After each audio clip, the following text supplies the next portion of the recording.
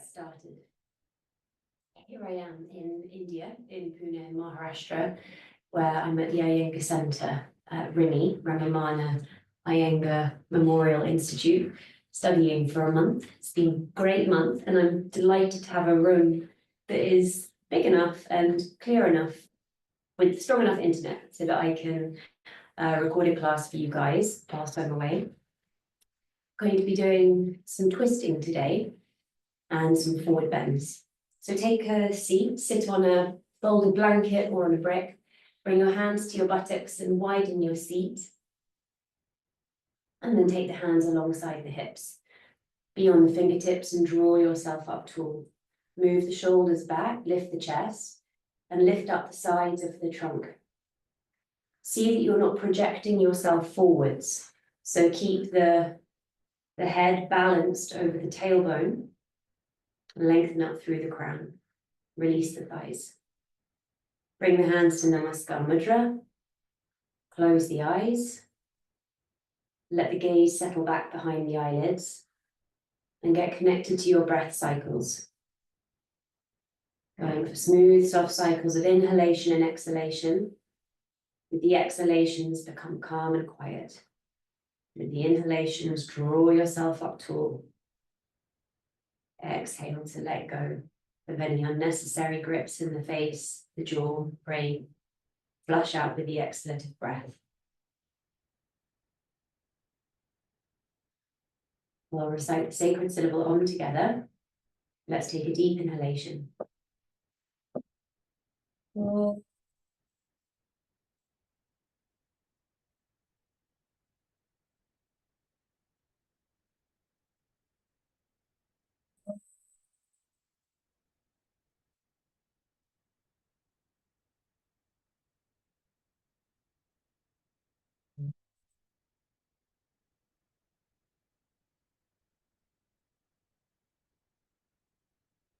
You'll bow the head. Surrender the brain to the heart. Salute the divine light within. Release the hands onto the thighs. Inhale, raise the head and open the eyes. All right, you can change the cross of your legs. And if you've got hip issues or knee issues, stay sitting on some height. And we'll be going for forward extension. So if you have knee and hip issues, then stay on height and don't push into the forward folds. You can use bricks for your hands. If all is well and there's nothing to inhibit the forward movements, knee and hip wise, then you can sit flat on the floor and just crawl the hands forwards. I'll show you the side view. Crawl the hands forwards, come into a forward fold. Try to stay back in the buttocks, so not to let in fact, we'll do a little something. So if knees and hips are fine, let your buttocks come up as you roll forwards on your shin bones, and bring your sternum beyond your shins. And now see here how I get maximum length through the sides of the trunk. When I lift my buttocks up, I can get a nice straight spine. So go for that forward action, and then paste the hands down onto the floor. Press them strongly, firmly, and then roll the buttocks back. And notice how you get a deeper opening at the outer hips, the glutes, and how the side trunk got longer. Head down.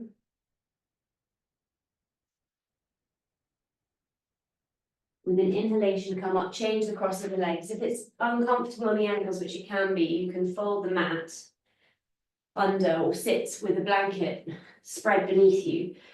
So fold the legs and then once more roll forwards over the shins, get long through the side trunk. And then keeping the hands as far forward as possible, just roll the buttock back.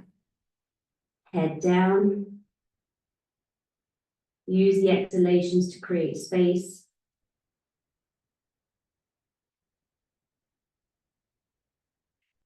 And then inhale and come up. Okay, now we'll go for a harsh for action, turning to the side. So again, knee issues, hip issues, sit on height. Yeah, sit on a blanket and take support. And you'll be coming across to the side, firstly to the right side. Yeah, if that doesn't apply to you, then you sit on the floor and draw yourself over to the right knee. Keep the sternum in line to the right knee. You can use your right hand on the floor as a pivot. See how I'm making a cup shape here, and I'm pushing the right hand into the floor so that I can wrap the left side ribs down. So I'm bringing evenness to my back. Keep the left buttock anchored, rooted. Let's go for a power of left action, a twisting action. If you can, bring your elbow across the knee. Push the hands into the floor and turn some more. Turn those left side ribs down. Keep the breath flowing and steady. Don't hold the breath. Project the sternum forwards. Get maximum extension through the sides of the trunk. Buttock might come up a little now, no problem. And then go to the other side. Walk yourself around and then recycle the actions on the left side. So now the left hand, you can make a cup shape to the floor and use that hand as a pivot. Wrap the right side ribs down. Elongate the sides of the trunk. Try to maintain that right buttock anchored. If you can go further, hook the right elbow over the left knee, turn, power of Rita action.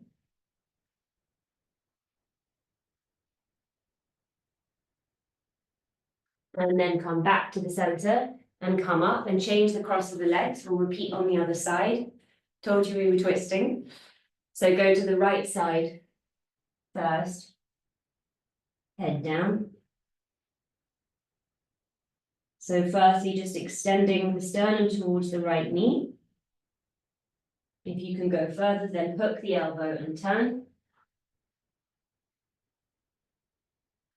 Other side. You know, where there's knee pain, it's never worth trying to force into the pose, to push into that. You've got to back away. Whenever you experience pinching in the knee, take more height, take more support. Rita. And then back to the center and come up and just interlock the fingers and take the arms forwards and up for Urdhva Asana. Press the heels of the hands upwards. Tighten the arms, stretch the side trunk. Change sides. Find length through the side body, lift the rib cage up. Keep the abdomen soft and broad. And then bring the hands down, release the clasp, and just go for Adho Mukha Svanasana, so turn around on that. Be on all fours to begin with, and spread your palms underneath your shoulders. Spread your palms, lengthen your fingers. Now push the hands into the floor strongly, firmly, so that the arm is already straight. Now, so in this position, it's easier to get command of the arms. So when you're in downward facing dog, there's more to negotiate. So here, straighten the arms, suck the upper arm muscles to the bone, and then separate the feet, tuck the toes under, and go to downward facing dog without letting the arms bend. Keep the arms completely straight, and then shift the weight back towards the legs. Press the frontal thighs back. Tighten the kneecaps, tighten the thighs.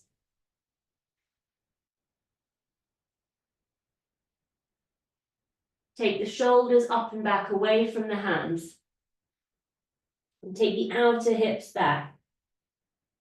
The sides of the trunk extend up and back, everything up and back.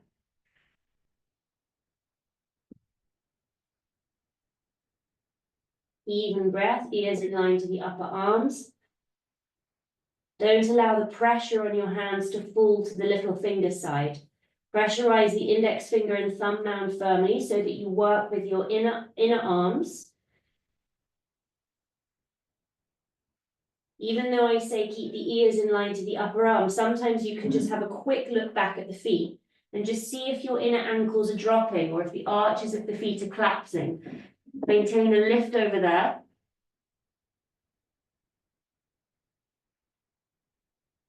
Step forwards and come up. Come to standing, come to Tadasana. Okay. Stand tall in Tadasana. I'm just going to do a little adjustment. So join your feet together. Big toes, heels, ankles in line. Draw up the kneecaps, draw up the thighs, lift up the back leg also. Extend the arms down, shoulders broad, collarbones broad, and lengthen the neck up. Now interlock the fingers, so you're making like a butterfly wings, and take the arms up. So I'm going to kneel so that you can see my hands.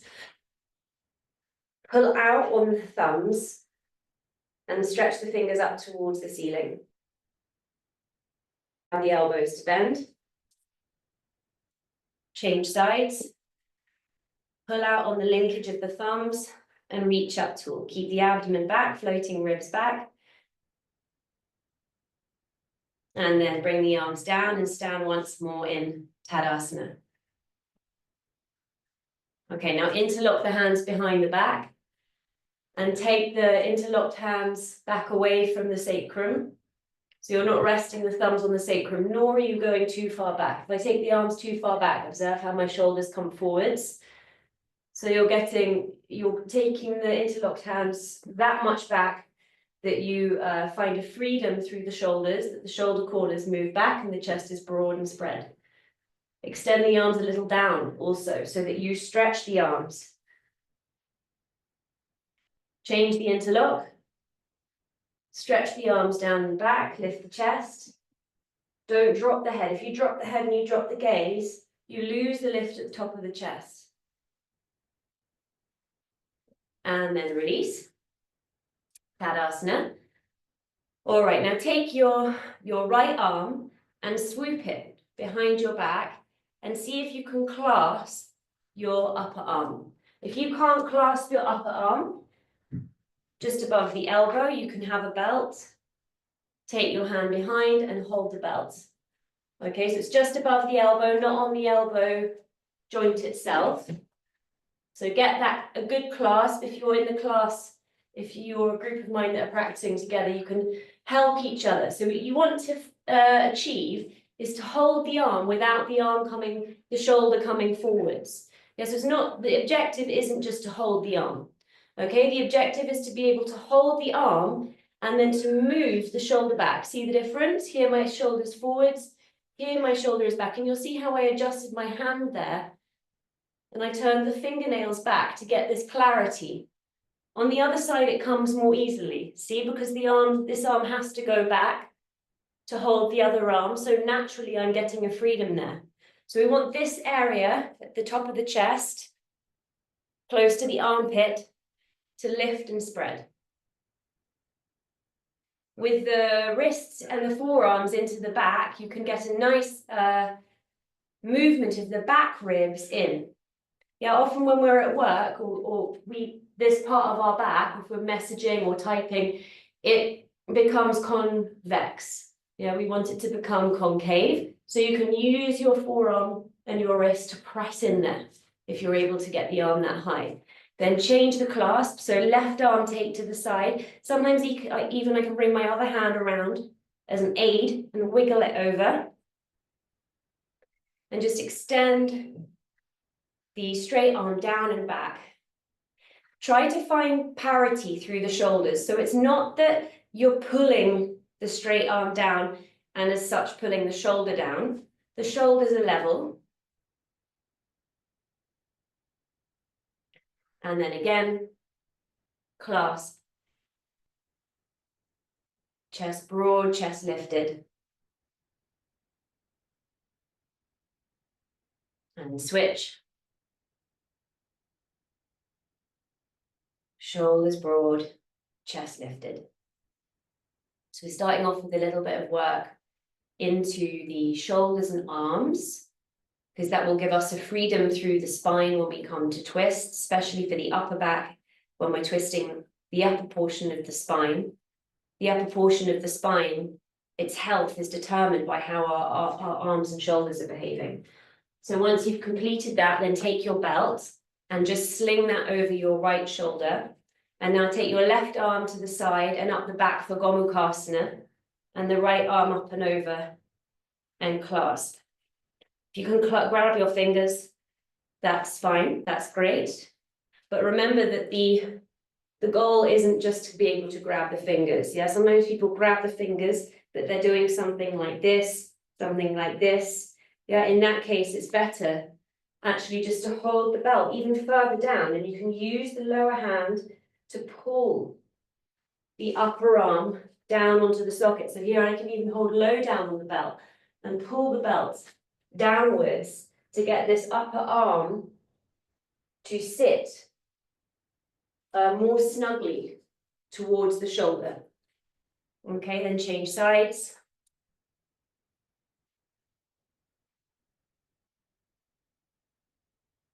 And once more, Gomukhasana. Now, with the downward arm, we're often preoccupied by the upper arm. I say, turn the arm from out to in, lengthen the underside of that upper arm.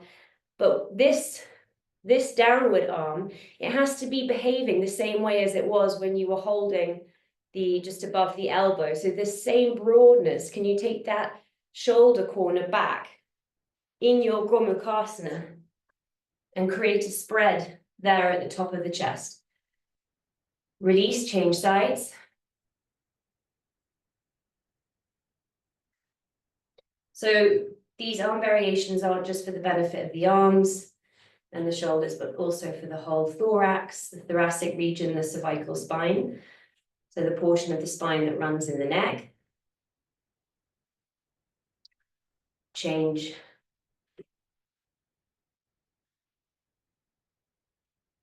Lift the top chest. For some of you that can take the hand higher up the back, you can use the knuckles to press into that dorsal region between the shoulder blades. And then release, and just rather than shake the arms, or fidget with the arms, just take them straight up to Urdhva Hastasana and energetically extend through to the fingertips to alleviate the arms after that Gomukhasana action. Then bring the arms back down, stand in Tadasana. Okay, we're going to go for Parshvottanasana, preparatory stage. Bring the hands in front of the chest, bend the knees, step or jump. Utthita Hasta Padasana. Keep the shoulders down, the chest up, tighten the knees, tighten the thighs. Extend the arms long to the fingers. And keeping the arms gripped, keeping the underside of the arms, the triceps gripped to the bone. No puffing at the wrists. Yeah, so just make one unbroken line through the arm to the fingertips. And now bring the hands onto the hips. Turn the back foot well in, turn the right foot out, turn to the right side. Press into the back heel. So press into the heel of the left foot. Turn the left hip forwards, cut the right hip back. And now again, Badangiryasana action behind the sacrum. Interlock the fingers and stretch them down and back and lift the chest up. Lift the chest up against that. See that you're not pushing the abdomen forward. So lengthen the tailbone down towards the left heel. Draw the right kneecap up, right thigh up. Gaze up and forwards. Release the interlocked hands, hands to the hip. Turn both feet to face forwards. Utthita Hasta Padasana. Other side, spin the back foot deep in, turn to the left, square the hips. Press into the right heel, draw the left kneecap up, draw the left thigh up. Now change the interlock of the hands. And once again, draw the hands down and back, lift the chest up. Extend the tailbone towards the right heel and lift up from the pubic bone. Lift the lower abdomen up. Lift the heart, lift the gaze. And then bring the hands onto the hips and come back to the center. Jump back. Stand in Tadasana, feet together. Once more. Hands in front of the chest, bend the knees, step or jump.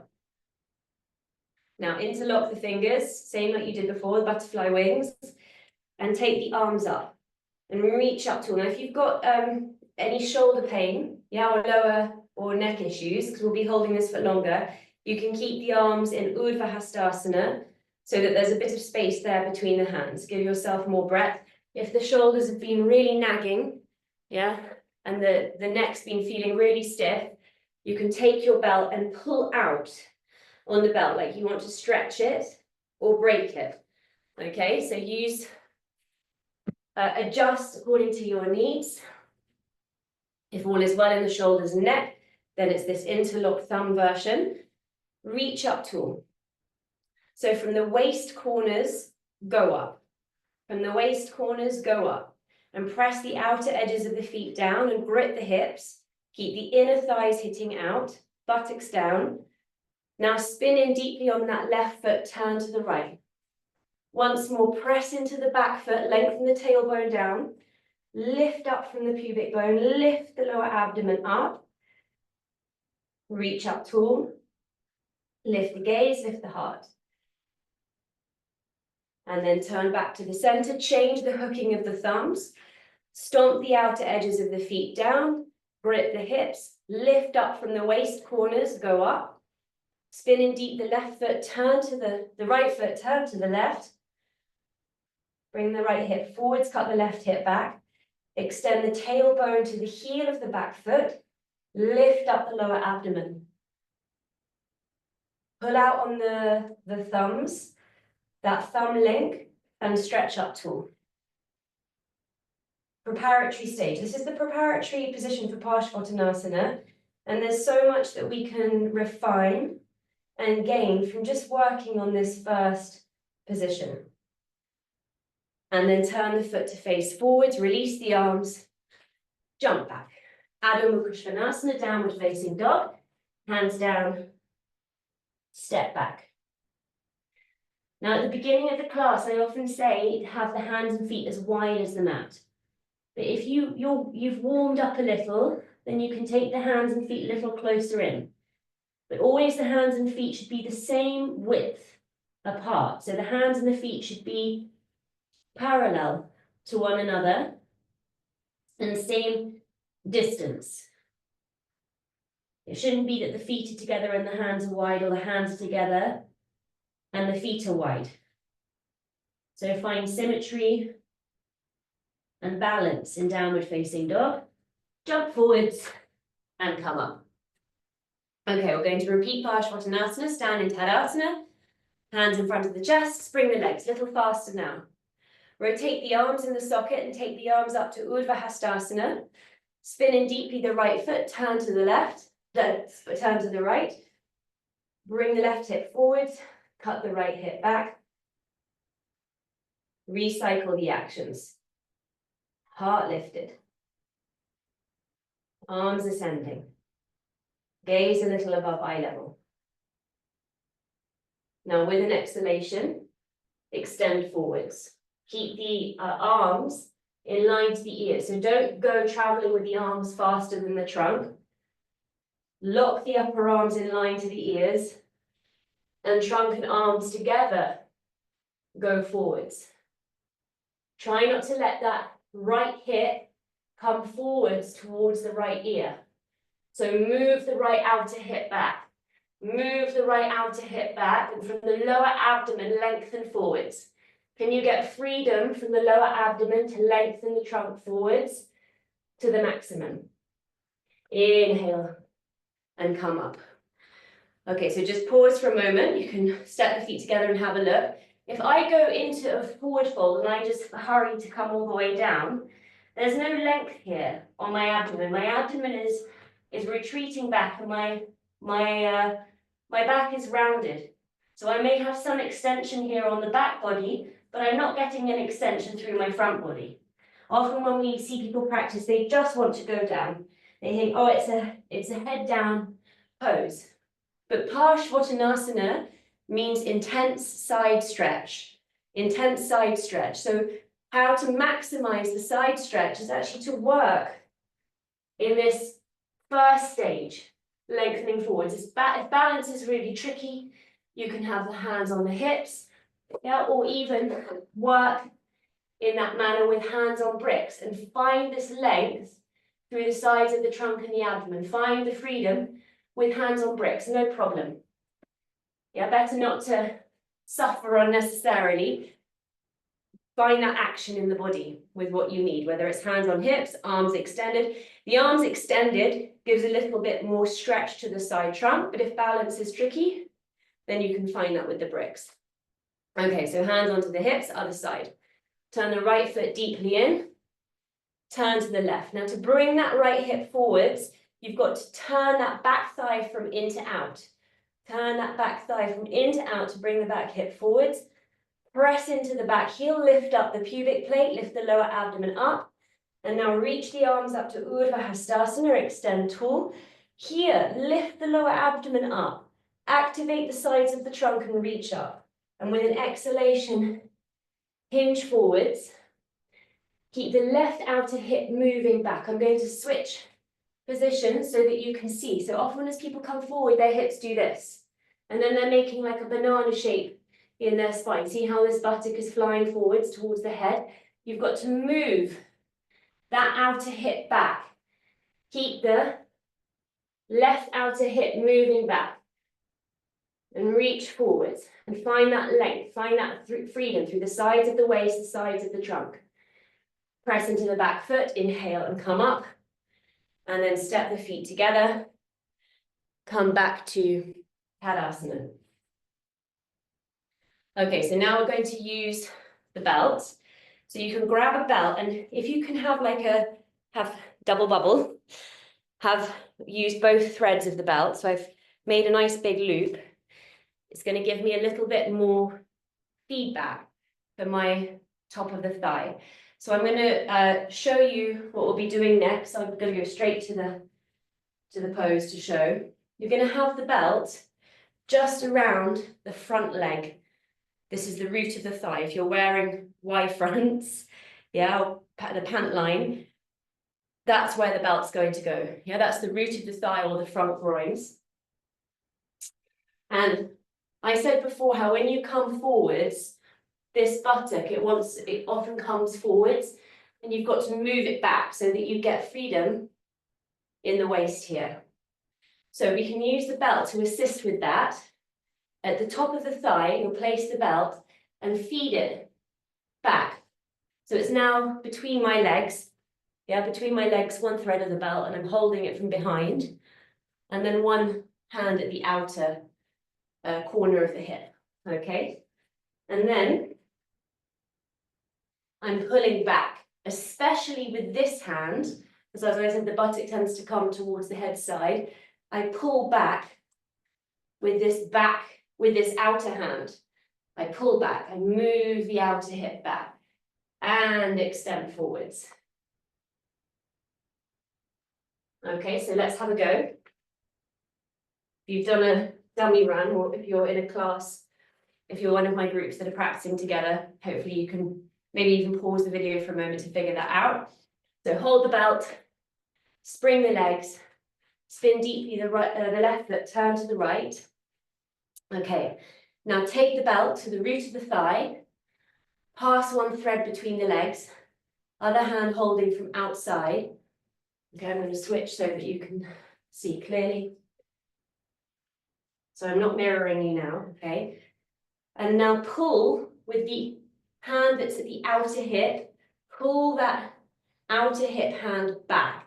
So you're moving the root of that front thigh back and then extend forwards. Now you might not be able to travel as far because before, perhaps as you were extending forwards, you thought you were going forwards from the spine, but you were only going forwards from the buttock, the hip. What I mean is the outer hip was coming forwards. So the spine wasn't actually necessarily straight, and that buttock was flying forwards, making one think that one's traveling forwards. So learn to get a true forward motion from the root of the spine.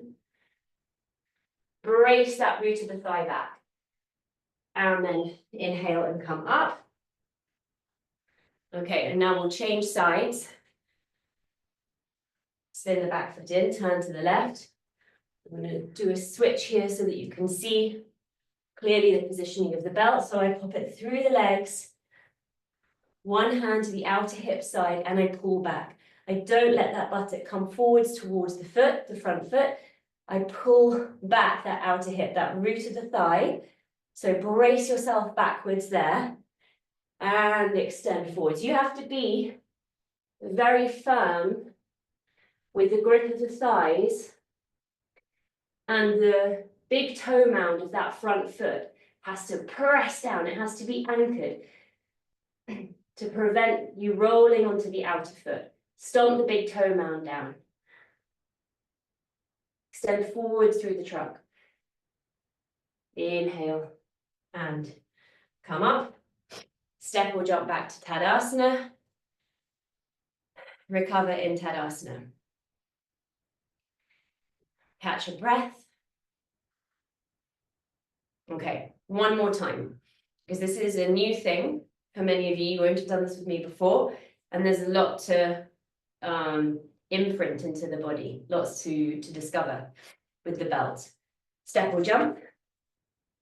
Spin the left foot deep in, turn to the right, fix the belt. So feed it through.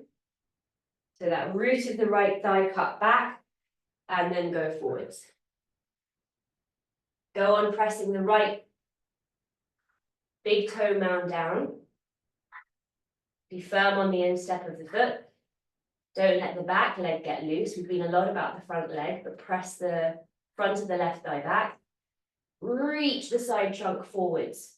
Lengthen forwards to the crown of the head. Inhale and come up. Other side. So turn now to the left side, fix the belt. Go forwards. Lengthen the spine forwards. Go on pulling the root of the left thigh back.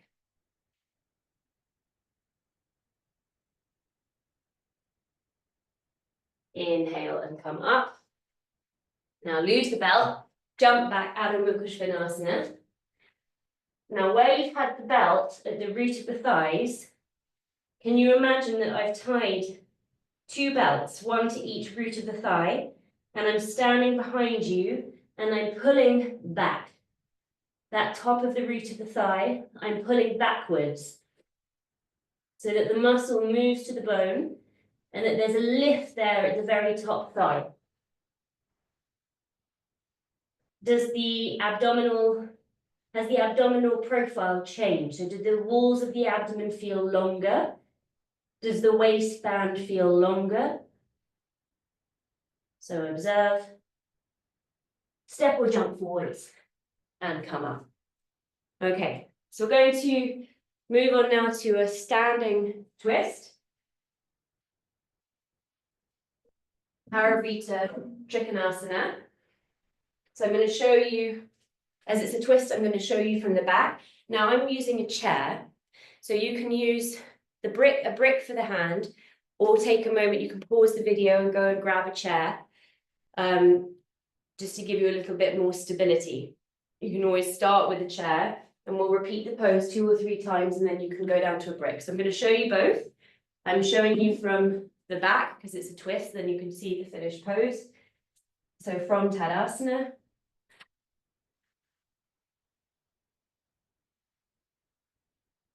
So you're going to come to the position that we've just been exploring, moving this outer hip back. I'm standing tall. Chair is there. Keep the chair quite close in, so you can take a moment to pull it in. And then arm up, lengthen the side trunk. Exhale, turn. Come to the chair. Inhale up, exhale, turn.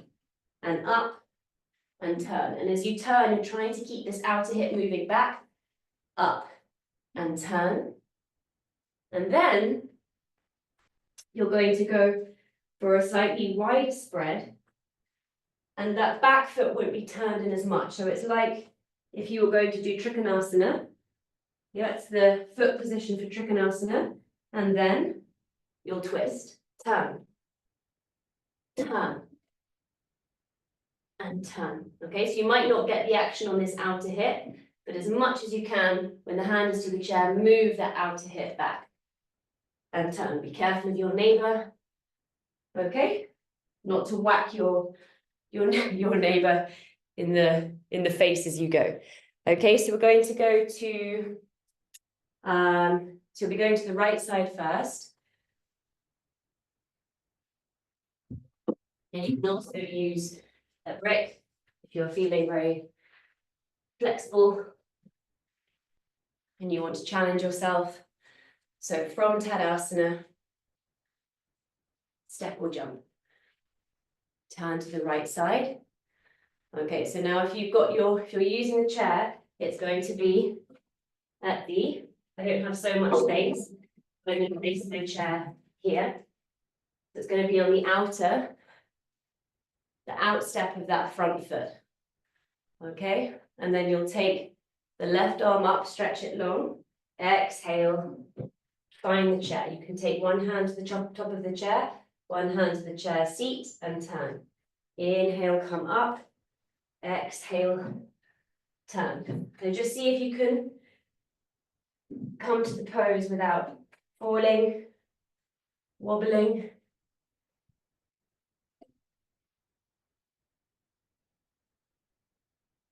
And then hold the twist, stomp the left forearm down onto the chair seat with the right hand, push the top of the chair and turn the trunk. Turn the abdomen, rotate the whole spine, keep the right outer hip moving back. And then inhale and come up. Okay, now shuffle the feet a little wider. Now we're just going to go for a more classical starting position. Have the feet a little further apart. Turn the right foot out, back foot a little in. And now take the left arm up, stretch it tall, turn towards the right side. And then exhale, touch. Exhale, touch the chair. If the back heel comes up a little, no problem. Just see if you can bring the hand down onto the chair and turn the trunk any amount if you're using the brick. Up and down a few times. Whoop, and then come back, both feet to face forwards. Step or jump back. Tadasana. Okay. And let's change sides. So take a moment to readjust your chair. Take the legs wide. Now spin in deep with the back foot. Turn to the left. So first stage, we're just going with both hips facing forwards. And you're working on taking that left outer hip back. Stretch the right arm up. Exhale. Turn to the chair. Inhale and come up. Exhale, turn. So with the rapid movement, reasonably rapid movement, not that rapid, we're just trying to see if we can get the legs nice and firm, that you're pressurizing that big toe mound down of the front foot so as not to fall, and then hold, and now press the forearm into the chair, press the top hand firmly down into the top of the chair, and turn.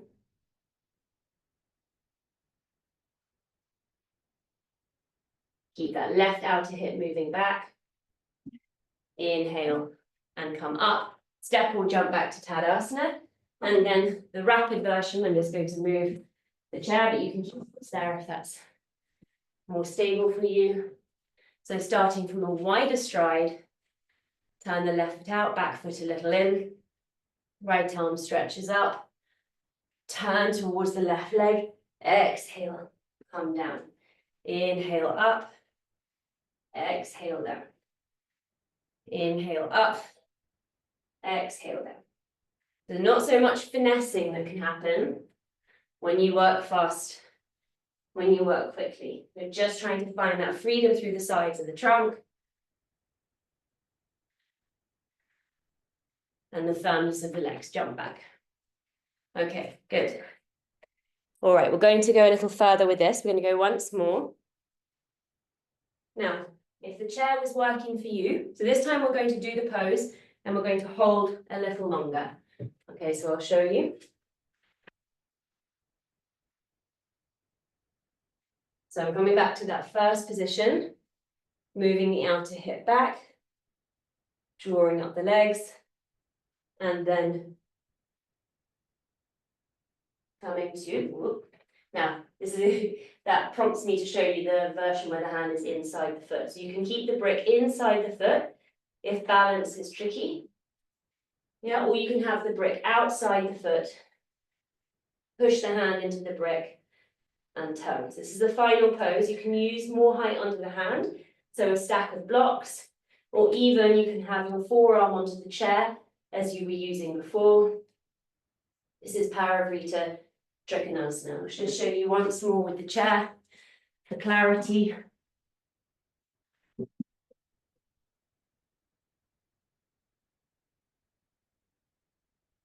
So I press my forearm onto the chair with my upper hand, I push and turn. And I'm trying to find that length through the lower abdomen, the waist corners that we were looking at in the previous pose, and keeping this outer hip moving back, not letting it fly towards the bum, towards the head, and moving that outer hip back away from the head side. Okay, so let's have a go. So I'm going to show you from, I'll show you the finished article from the back, just for clarity. Stand in Tadasana, stand tall, bring the hands in front of the chest, step and jump. Bring the hands to the hips, spin the back foot deep in, turn to the right. Move that right outer hip back, turn the back of the left thigh from in to out. Stretch the left arm up, extend it tall, extend it long. Now, not to just go down here. Begin the turn as you stand upright, begin to turn. So go on moving that left outer hip forwards, that left side of the trunk comes round, right outer hip moves back, reach forwards and across, forwards and across, forwards and across. Go beyond that front leg, go beyond the front leg. And then hand to the brick. Push the hand into the brick and move the side chest forwards, forwards. Move that, let the left back ribs in, the left side trunk forwards and across. Left side chest, cut back. Right side chest, cut back. Inhale and come up. Step or jump back. Tadasana. Now let's go to the other side. From Tadasana, step or jump, shoulders down, chest tall. Bring the hands to the hips. Turn the back foot deep in, turn to the left. Draw up the left knee, draw up the left thigh, press back into the right heel. Now take the right arm up, extend it long, extend it tall. Keep your feet as they are. I'm just changing my foot position for clarity.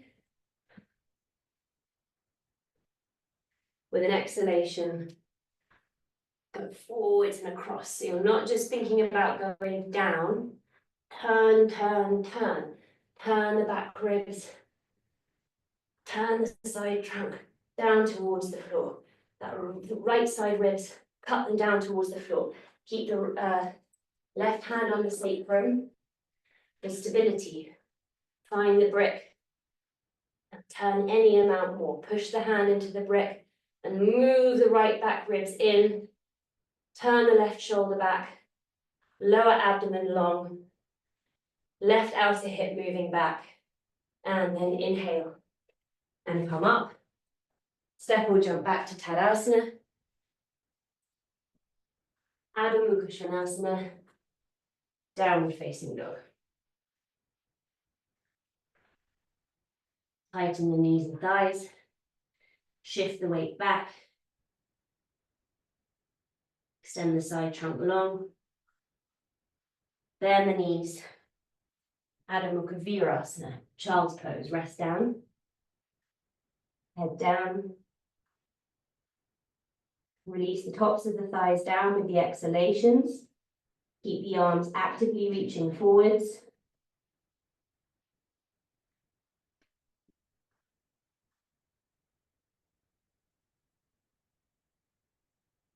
And then inhale and come up. I'm sweating, but I don't have the fan on because I didn't want it to make a noise.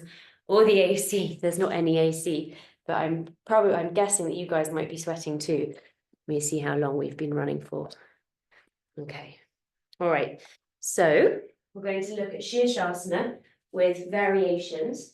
So fold your mat over.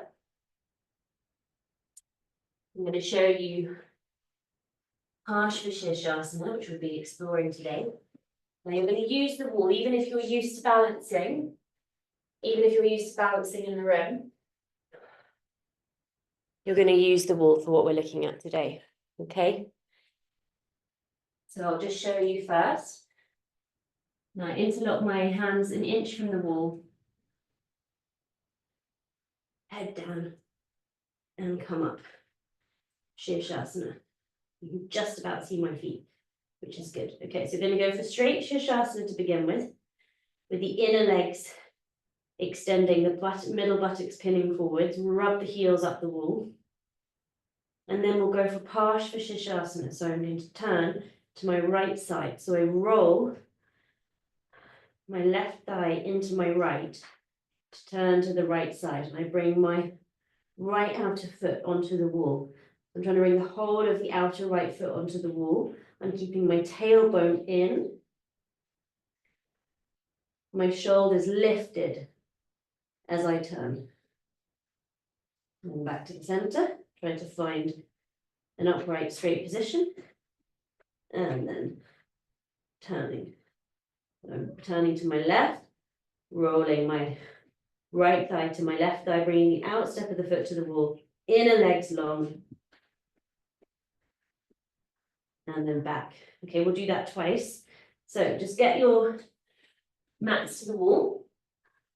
If you usually practice with a blanket between the folds of your mat, then grab that and place that.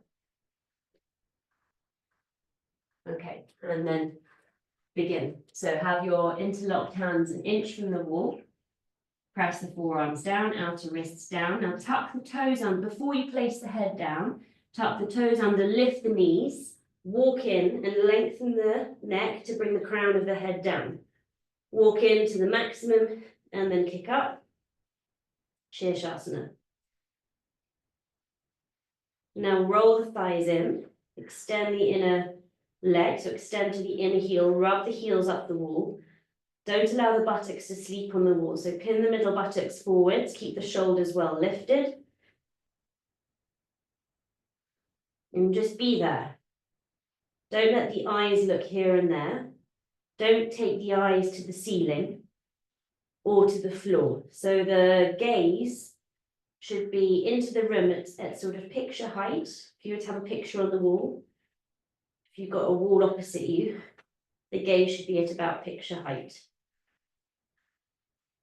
When the eyes look here and there, it makes us very unbalanced, makes us tend towards instability and wobbling. All right, now Shirshasana. Roll the left thigh into the right thigh to turn towards the right side. Bring the right outer foot onto the wall. Keep the tailbone moving in, middle buttocks in, and stretch the inner legs up. Don't let the shoulders drop. You've got to keep the shoulders lifted strongly, forearms pressing.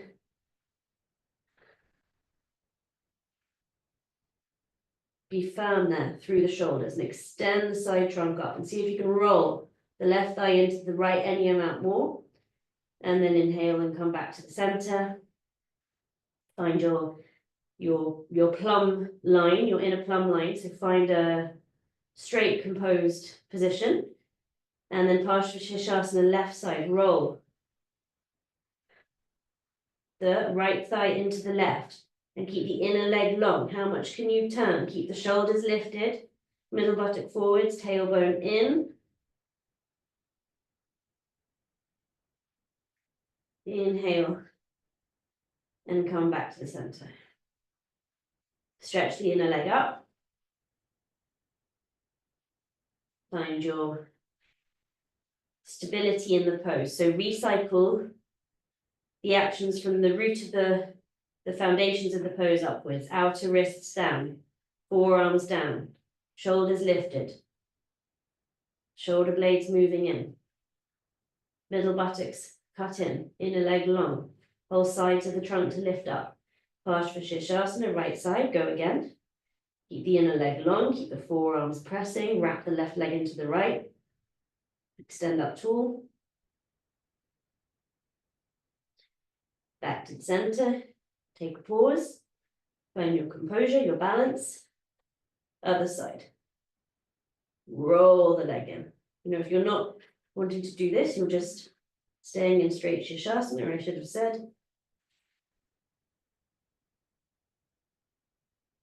And then come back to the center. And lift yourself up. And then come down and rest. Rest in child's pose.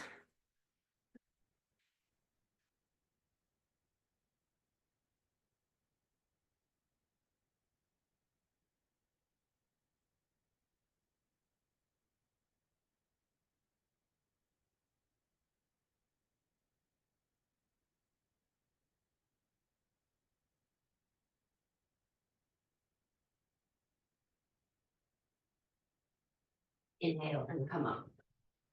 Okay. So now you can open up your mat for seated poses. Have 2 blankets.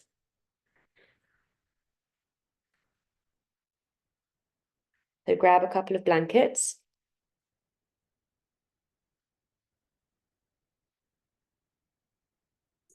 Also see that you have a belt. Going to sit in Dandasana. So you can have your blankets next to you. And just stretch the legs forwards in Dandasana. Take a moment to arrange yourself so that you have space if you're in a room with other people. Make sure that your feet aren't colliding. Wherever you are in space, see that you're straight. Yeah, often people sit in Dandasana, but their legs are slightly like this. So the trunk might be facing forwards, but the legs are slightly off kilter. And if you're in a group of people and everyone's sitting here, there, and everywhere, that tends to happen more. It's more likely to happen. So see that the center of the feet, center of the knees are in line to the center of the pubis. Now spread the back thighs, spread the buttocks, and bring the hands alongside the hips. Press the legs down. I'm sitting on the floor because I don't need to have a mat to sit tall. Sorry, a blanket to sit tall. But if you need a blanket, yeah, to keep your sacrum in, if when you sit you're like this, unable to sit properly up, then take a blanket underneath the buttocks so that you can get this movement of the sacrum in, and so that the hamstrings have a freedom to lengthen forwards. So hands to the floor, shoulders back, chest tall. Yeah, some of us have shorter arms, in which case it can be helpful to have the hands on a blanket or on a brick so that you can sit yourself up tall. So take what you need. Take the arms up. Urdhva Hastasana in Dandasana, press the thighs down. Extend the back of the leg long. Okay, now we're going to go 6 times to Paschimottanasana actively. So with an exhalation, pump forwards, inhale up, pump forwards. That was a dummy run. 6 from here. 1, 2, 3, 4, 5, 6. And then hold, forward fold, thighs down, trunk forwards. Yeah, if you can't hold around your feet, then just hold wherever you can the legs. Extend forwards.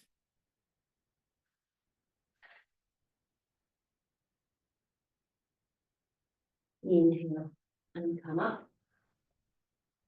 Okay, now turn to your right side. So I'm not mirroring you now. Okay, so bring one hand across the outer knee, other hand behind you, and turn. Keep the abdomen soft, sit yourself up tall. Inhale back to the center. Exhale, turn to the other side.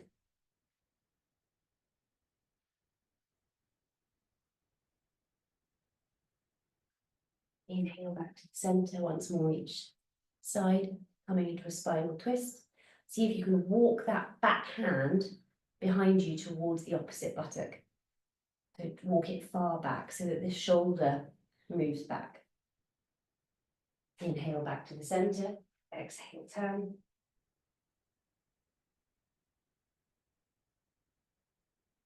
Inhale back to the center. Right, 6 more. Inhale up, exhale. Go with the whole trunk, go with the arms.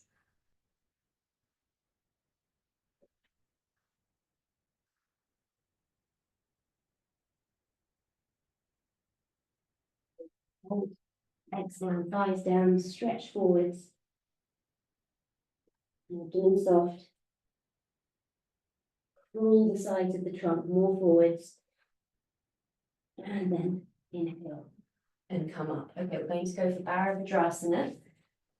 You can have a blanket or 2, depends on your needs. We'll be turning to the right side. So from Dandasana, swivel the legs to your left.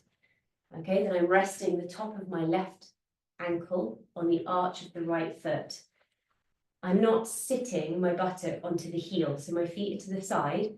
And then to address the off-kilter nature of the hips, I'm taking a blanket underneath my right buttock to bring evenness to the hips. You can have a brick behind you or a blanket with a hand. We'll be turning.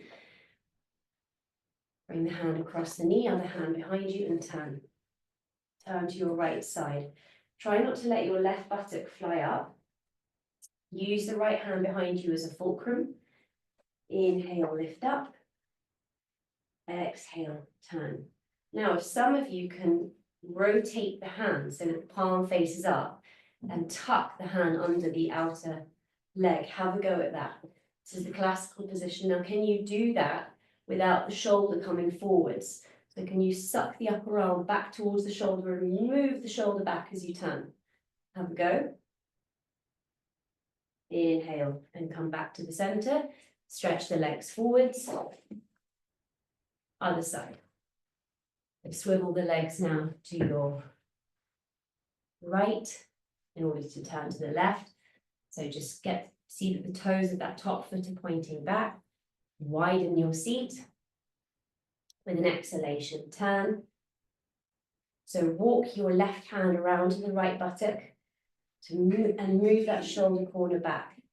If you can turn the palm towards the floor, keeping the right shoulder moving back, then have a go. Smooth, soft cycles of inhalation, smooth, soft cycles of exhalation. No need to turn the head all the way around to the left. So you can keep the nose in line to the sternum and just gaze straight forwards. Otherwise, it can bring some tightness to the neck if we overly turn the head. Inhale and come back to the center. Stretch the legs forwards. Okay, now make sure you have your belt near you. We're going to go once more. Swivel your legs to your left. Pop the blanket under the right buttock. So if you've got a little, you don't necessarily need to have a small loop. Yeah, you can just thread the arm through the loop and pass that belt all the way around so it's near your feet. Hang on, I've done it wrong.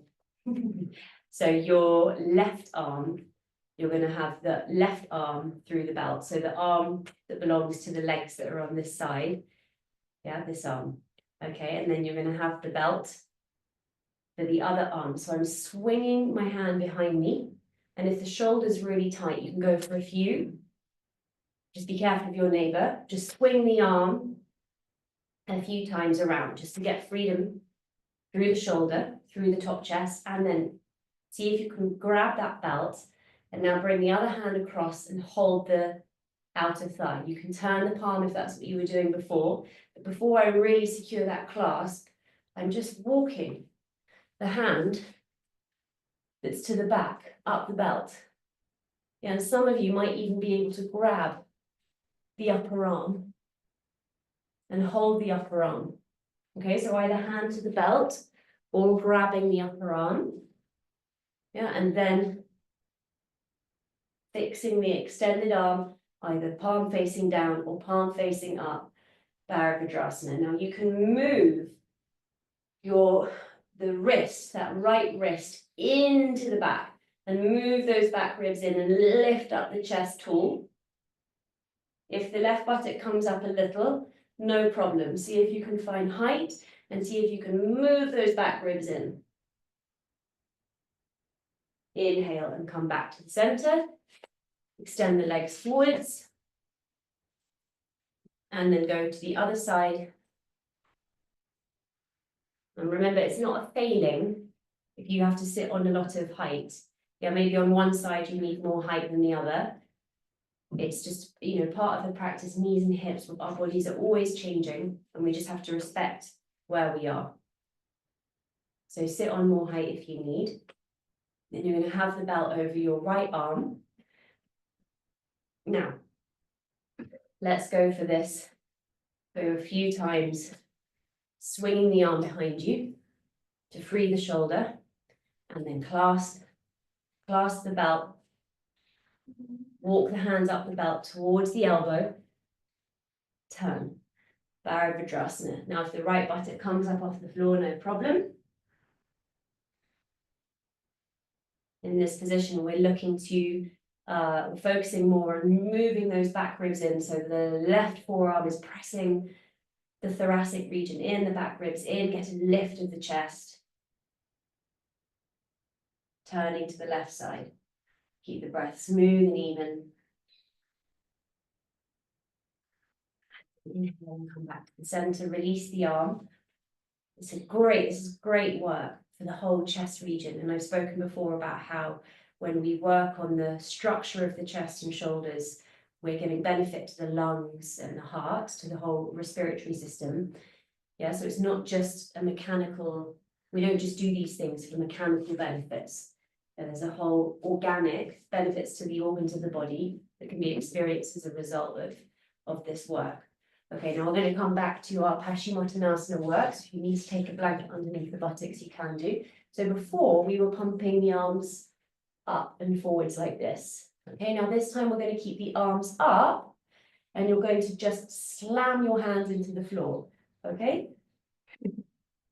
Slam the hands into the floor. Go for 6. See if you can go beyond the feet.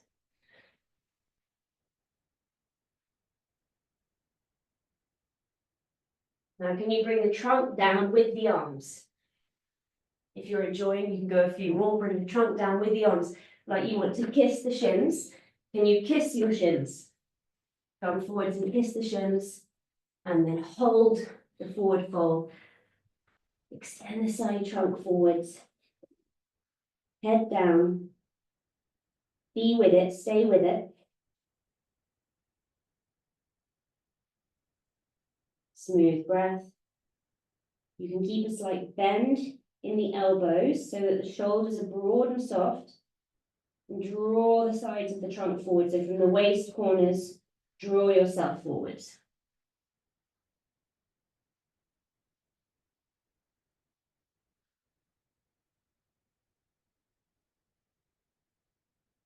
Few more breath. Let's stay for another 10 seconds.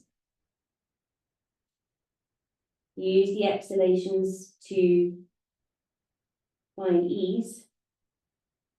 The exhalations can help to soften the back of the legs, to soften where there's resistance on the back thighs, the backs of the knees, the calves. Inhale and come up. Okay, good. So now we're going to finish with Sarvangasana, shoulder balance. Now you can use blocks rather. Often, usually we do this with blocks. If you're in classes with me, but blankets are also great. If there's enough blankets, then have at least 3 folded blankets. Now I'm not a particularly large person, so I can have my blankets folded like this, and my elbows will be supported by the blanket. Okay, but for those of you that are bigger or whose elbows tend to splay wide, then if you're using blankets, you should have them open to this size. Yeah, so that your elbows have enough, have a surface area to press into. If the elbows are just off in space and they can't press into anything, you're not going to be able to lift yourself up. So don't just copy exactly what I'm doing. This works for me. If you're a bigger build, then you need to have a bigger platform. The 5 foam blocks would be better for you with a blanket open to this size. If you're smaller, narrower, and you can keep your elbows in quite nicely, then this is going to be fine for you. And you can also have a launch pad. Okay.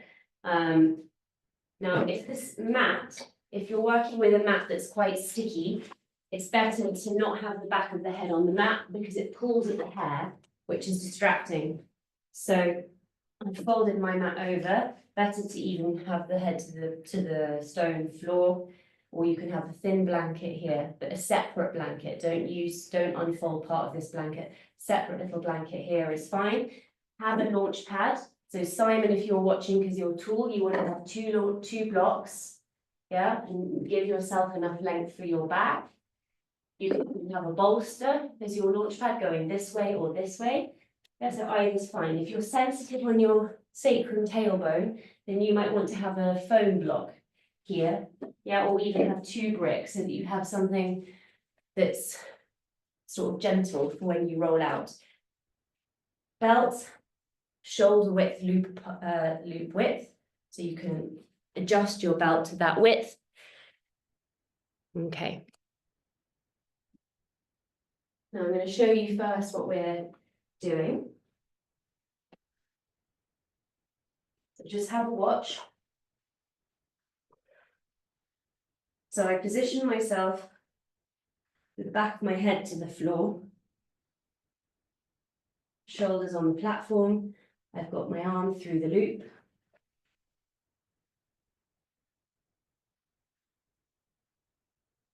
Now, if you're accustomed to bringing your feet onto the wall, then you're going to need to sit on your blocks facing the wall and measure a legs distance. I'm not going to show that because most of you, you know how to do that. If you're practicing in the room, then you just bring your feet up and over onto the floor. Yeah, or you can bring your feet up and over onto a chair, which I've also shown before. So this is halasana. I bring my hands, both arms through the belt. Then I support my back. So I bring my hands onto my back and I lift. I move my back ribs in and I lift my side trunk up. Then up I come. So you can't see my feet, unfortunately, but you totally don't need to see them. Okay, I just turned my head a little to look at the laptop and I want to say never do that. Okay, I'm more practiced, so I'm quite supple through my neck, but never turn your head from left to right and shoulder balance because you can hurt your neck. Okay, so I'm just straight up in Sarvangasana. I'm using my hands to my back to take my back body in and lengthen my legs up, tailbone in, thighs back. So we'll be going for straight Sarvangasana. Okay, then you'll be going for halasana. You can take one leg down at a time or both together.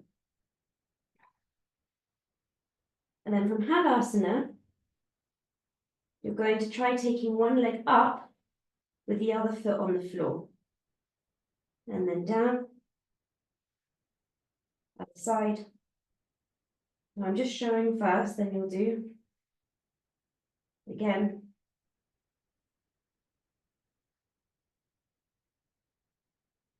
And then up, Sarvangasana.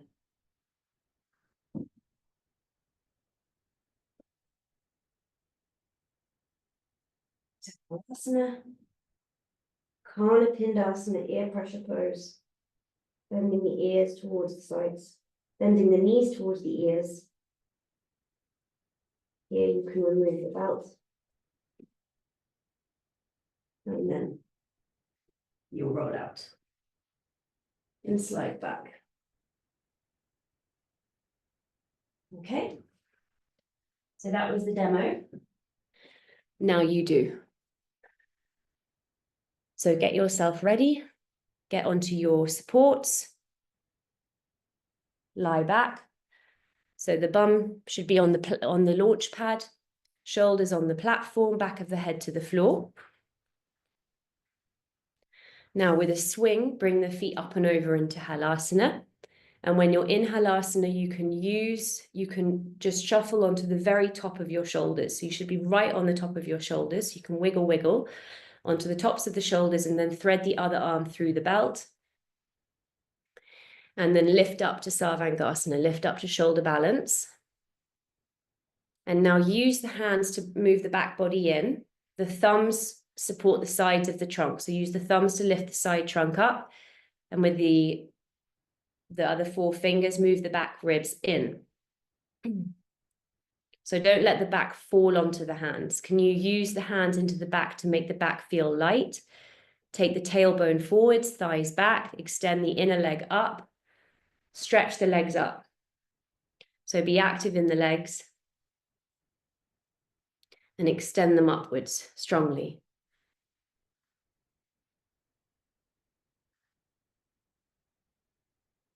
So we'll stay in straight Sarvangasana for another minute or two. So I'm timing.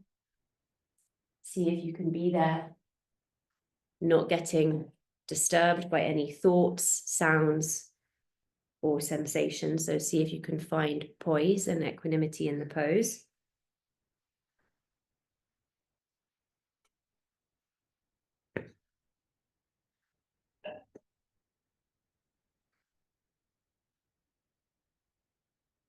So Guruji actually said once that we should be practicing shoulder balance for double the time that we practice headstand. But we tend to practice headstand for longer. We want to practice, I don't know why that is, but we want to practice headstand and get command of headstand, and we give that more time. We get to shoulder balance and we're a bit tired and it gets neglected. Here in India, in Pune, where I practice, they get us in a really long shoulder stand. We're staying a long time. Okay, it's been a minute. If you're feeling fatigued, you can come back to Halasana.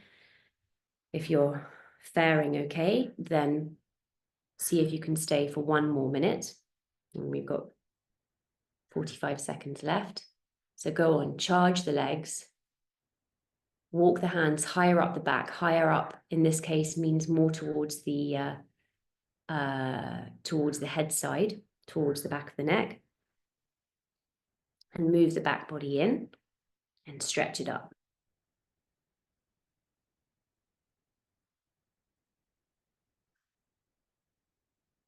All right, now coming to Halasana, bring both feet down, or one at a time, bring the feet down to Halasana. Be in Halasana, let the buttocks roll over towards the head side. So the back can be a little rounded here. It's not that you have to keep the sides of the trunk completely vertical. Let the back round a little. Be on the tops of the toes. With the hands to the back, you can walk the hands a little higher to get better purchase of the back. And now keeping one foot down on the floor, extend the other leg up as if you want to take the other leg up to the Sarvangasana position, to the upward position. Take one leg up, stretch it up. Try not to let the toes of the foot turn out. So keep the knee facing forwards. Bring that foot down, other side. Lift up. Try to maintain control of the trunk, not to let it twist and turn. Keep both legs sharp, both legs straight and extended. And then bring that leg down.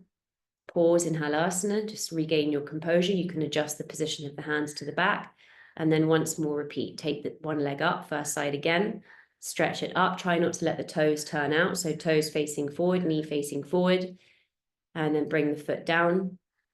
Other side, stretch up. Try not to distort the trunk. Hands, even pressure through the hands to lift the back up. Both legs straight and strong. And then bring the foot back down. Sarvangasana, go back up to Sarvangasana. Extend the legs up strongly. Move the back body in.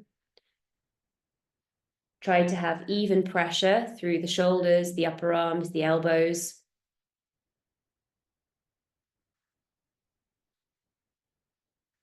Halasana. Bring the feet down behind the head. Grip the frontal thighs up. Extend the back of the leg to the heel.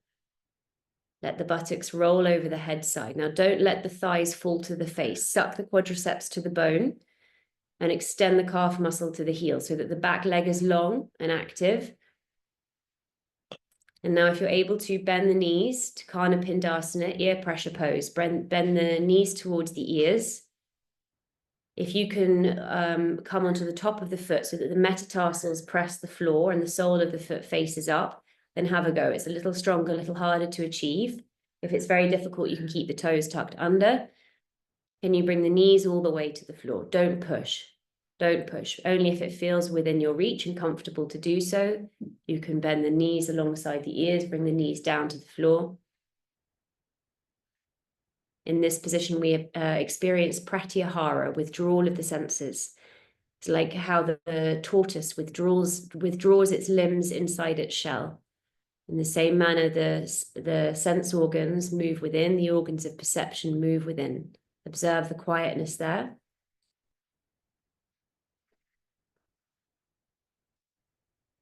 All right, now remove the belt, carefully remove the belt, and then roll out. Roll out of Halasana, Kanapindasana, come all the way down. And then once you've touched down, once your sacrum is touched down onto your launch pad, then just slide back off the support so that the shoulders are on the floor and the sacrum is supported by the launch pad.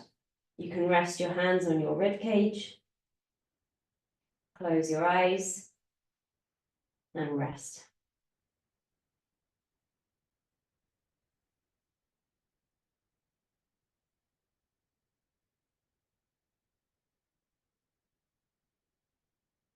Release the jaw, release the tongue and the mouth.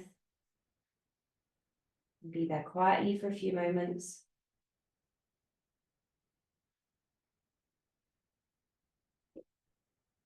And then roll onto your side and sit.